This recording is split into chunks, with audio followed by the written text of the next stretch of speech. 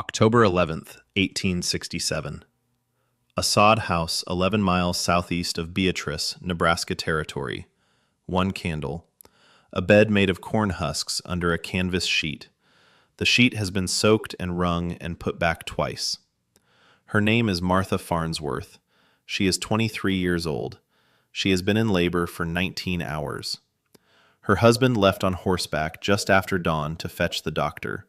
It is now past 10 at night. She can hear, faintly, hooves on the track.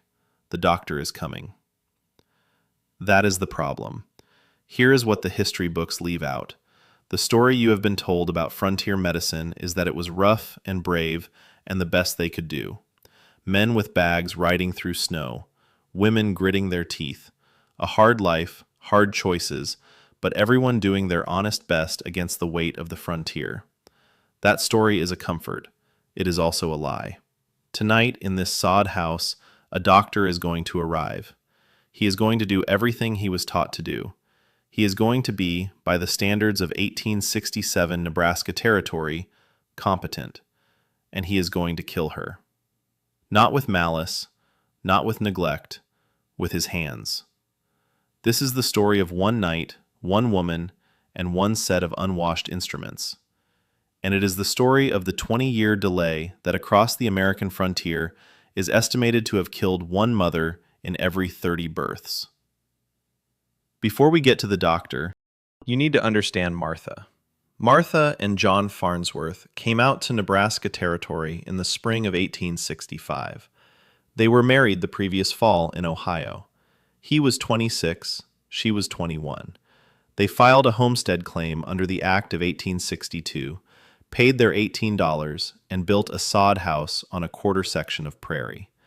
If you have never seen a sod house, picture this. Walls cut from the earth itself, stacked like bricks. A roof of sod laid over willow poles. One room. A dirt floor swept smooth. A cast iron stove in the corner. One window with a pane of real glass, which Martha had insisted on, which John had hauled in a wagon from Nebraska City. The nearest neighbor was 4 miles away. The nearest town, Beatrice, was 11 miles.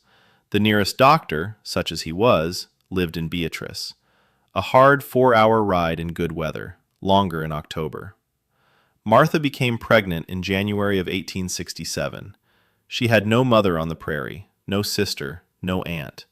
The neighbor's wife, a Mrs. Hannigan, had offered to come when her time came, but Mrs. Hannigan was in her own 8th month, and when Martha's labor began before dawn on October 11th, Mrs. Hannigan was 4 miles away and in no condition to ride.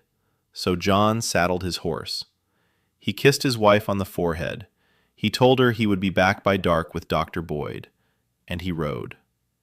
Martha was alone in the sod house for 14 hours. What she did in those hours we do not know. There is no diary. She was, at that point in her labor, doing the oldest work in the human record, and doing it on the American plains in 1867 the way the vast majority of frontier women did it. Alone. On a bed of corn husks, with a canvas sheet beneath her that she had boiled herself the week before. She survived those 14 hours. What she did not know, what John did not know, what Dr. Boyd did not know, what nobody in Nebraska Territory knew, was that 20 years earlier, in a maternity ward in Vienna, a Hungarian physician named Ignaz Semmelweis had already proven what was about to kill her. He had shown, with numbers, that if doctors washed their hands in a chlorinated lime solution before examining women in labor, the rate of death from childbed fever dropped from roughly 18% to under 2%. He published, he was mocked, he was ignored. He was, by 1867, dead in an asylum. His findings had not reached Beatrice, Nebraska. Dr. Samuel Boyd arrived at the sod house near midnight. He was 34 years old. He had, in total, 6 weeks of formal apprenticeship under an older physician in St. Joseph, Missouri, and 2 4-month terms at a medical lecture series in Cincinnati. This was, for the frontier, respectable training. He had delivered, by his own daybook, 41 babies in the previous 3 years. 7 of the mothers had died within 10 days of the birth. He did not know why. He carried a leather bag. Inside, a wooden stethoscope, a set of obstetric forceps, iron, curved, and unwashed since their last use, which had been a delivery in a farmhouse outside Table Rock on the 2nd of October. A lancet for bleeding, a glass bottle of laudanum, a paper twist of ergot of rye, a roll of cotton batting. He came into the sod house. He took off his coat. He rolled up his sleeves. He did not wash his hands. Nobody in the room expected him to. There was no basin set out. There was no soap at the bedside. Martha, who had boiled her sheet the week before, who had swept her floor that morning between contractions, watched the doctor lean over her. She trusted him. He examined her. The baby was positioned, but labor had stalled. He reached for the ergot. He gave her a dose. The contractions, when they returned, were violent. Ergot does not negotiate. He reached for the forceps. He did what he had been taught. At 2:17 in the morning, October 12th, Martha Farnsworth was delivered of a son. Alive, crying. She survived the birth. She was, by every measure Dr. Boyd knew how to take, doing well. He gave her a dose of laudanum. He told John she needed 9 days of quiet in a dark room. He took his fee, $2 paid in silver, and he rode for home. She will be dead in 4 days, and the thing that will kill her is already inside her. It came in on the forceps. It came in on his hands. On October 12th, Martha nursed her son. She was tired. She was, everyone agreed, doing well. On October 13th, the second day, her temperature rose. She complained of a dull ache low in her abdomen. John, who did not know what to look for, gave her water and kept the fire burning. The lying-in tradition called for heat. Heat would draw out the miasma. Heat would, in fact, accelerate the bacteria multiplying inside her uterus. By the evening of October 13th, her skin was hot to the touch. Her pulse was, if anyone had counted it, running at 120. On October 14th, she began to speak to her mother, who was in Ohio. She asked John why the room was so full of people. She asked him to close the window, which was closed. She asked him, at one point in the early afternoon, where the baby was. The baby was in her arms. John rode for Dr. Boyd. Dr. Boyd arrived on the evening of October 14th. He examined her. He noted in his daybook, which survives in the Nebraska State Historical Society, fever general, patient delirious, abdomen tender, bled 8 ounces, laudanum given. He bled her. With the same lancet he had used on 2 other patients that week. He left.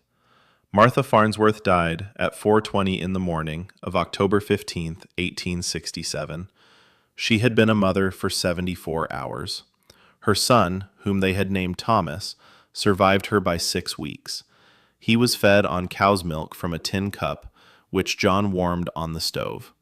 He died on November 28th of what the 1870 Census mortality schedule for Gage County would record as summer complaint, which is to say diarrhea, which is to say the milk. John buried them together on the rise behind the sod house, one grave, the mother holding the son. He would not remarry. He lived on that claim for another 41 years. This is not one tragedy. This is a pattern, 1 in 30.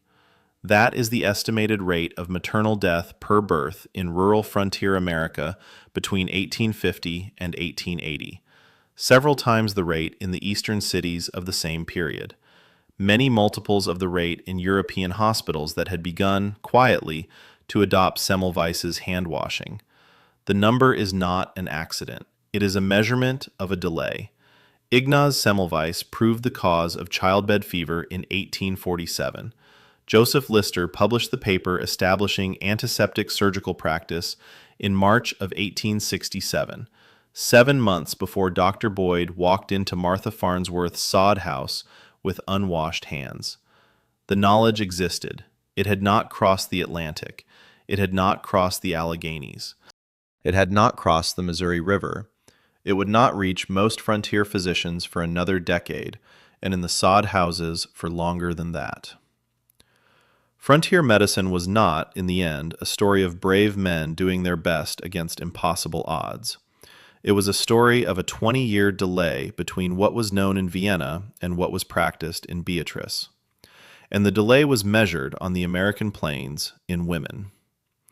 Martha Farnsworth is one of them. She is one of thousands.